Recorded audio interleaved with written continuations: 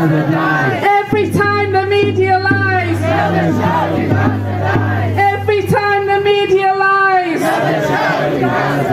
2 million people trapped on a tiny strip of land are being starved by Israel. Children are dying while Israel blocks aid. But if you look at the news, you won't see a single headline about it. Where is the media? Why isn't this the biggest story on the planet? My friend from Gaza phoned me yesterday. He's not eaten in 3 days. Another family called me. They can't afford to buy food. Even if they've got money, there's no food in the markets, or the prices are just so astronomical. Everyone is starving in Gaza. Why isn't this the main story on the planet?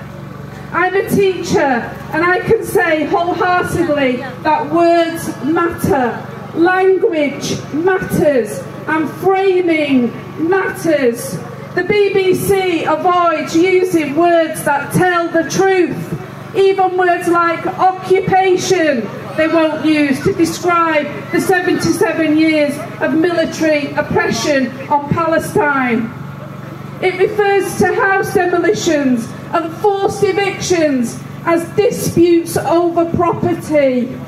And it disproportionately amplifies Israeli voices, while Palestinian experts, journalists and civilians are completely ignored. And somehow Palestinians just seem to die mysteriously while Israelis are killed. I remember Tony Benn in 2009 calling out the BBC for refusing to publicise a charity appeal for Gaza.